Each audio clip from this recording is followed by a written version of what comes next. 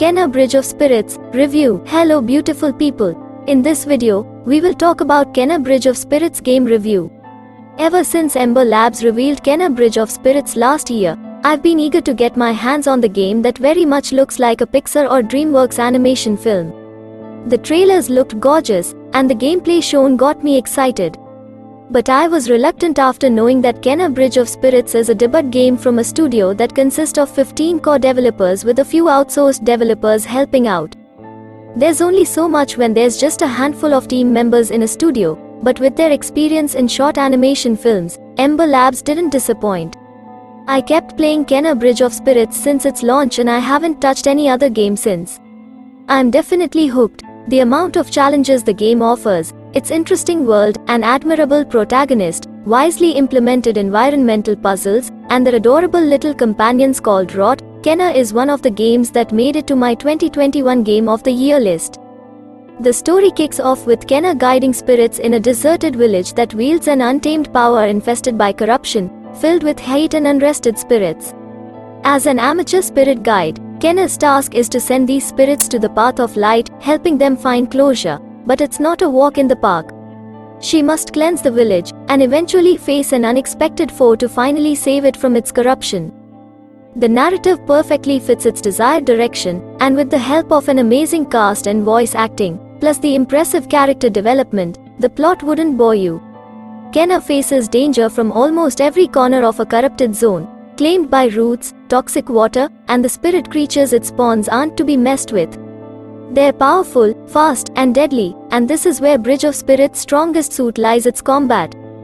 You will have two basic attack types, a light attack and a heavy one, the ability to cast a bubble shield, plus after progressing into the first tower, you get to unlock the bow. While that may sound very rudimentary, you get to be creative in combat once you unlock Kena's other abilities, as the game has an abundance of unique enemy types with different weaknesses.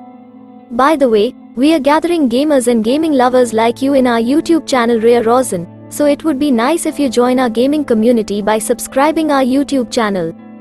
We upload a cool game stuff like gaming reviews, different gameplays, top 10 games compilations etc. The fluidity of Kena's movement in combat is something to appreciate. You wouldn't have a hard time controlling the admirable spirit guide, as she can swiftly land her staff on enemies to deal damage, in addition to a satisfying, yet hard to master, parry. Enemy types vary, and this is one of the best things the game has to offer. There will be smaller versions of the Wood Knight that still deals a lot of damage, owls that throw a bomb at you, another kind of brute covered with rocks where you have to throw a spirit bomb to reveal its weak point. The fun starts when they come in huge numbers with a fair mix, as you get to take them down according to what you think may give you an advantage. Would you take down the owls first to eliminate any nuisance? Or would you go after the heavy hitters? The creatures are deadly, and they pose an immediate threat to Kena. While they seemingly look weak, they deal an insane amount of damage, killing you with only just a few hits. The absence of healing items, and the reliance of the adorable little companions, called the Rots, can put you in a place of frustration. However, winning battles can be immensely satisfying. While there's still a way to heal Kena through absorbing a blue plant within the battle area, these are surprisingly scarce and you have to use them at the right moment so you wouldn't waste them. This action will also require one courage point, which makes every engagement exciting and challenging.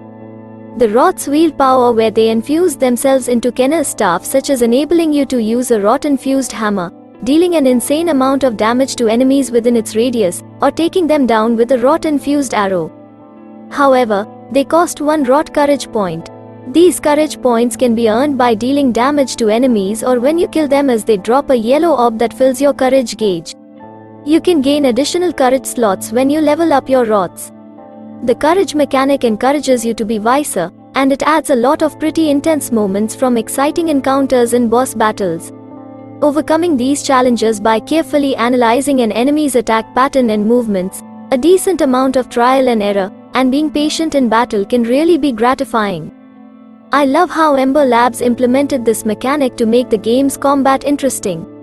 Another aspect where the game is strong is its puzzles. The game utilizes all of Kena's abilities to solve various obstacles, and there's no moment where you wouldn't say, clever.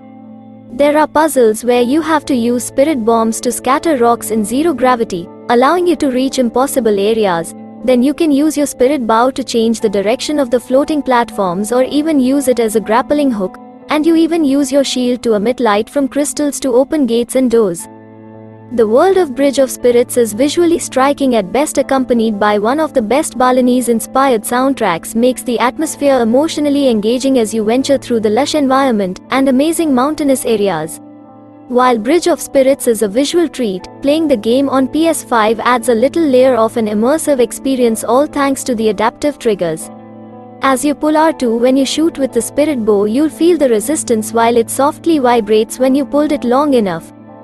But you can progress into the game without these little DualSense gimmicks, as the performance mode eliminates the cumbersome input lag present in the locked 30 frames per second fidelity mode. While the performance mode struggles to constantly hit 60 frames per second in intense moments, the overall optimization is undoubtedly plausible. There's more to Kena Bridge of Spirits than meets the eye. The level of challenge, the outstanding visuals, the fitting soundtrack, the superb voice casts, the adorable rots, the fluid and enjoyable combat and boss battles, and the solid plot crowns Kena Bridge of Spirits as a Game of the Year contender. Ember Labs, you did an amazing job, and I hope the game gets a sequel. So, that's it for this video. Hope you enjoyed it. If you do like our video, make sure to like, subscribe and hit the bell icon so you never miss an update.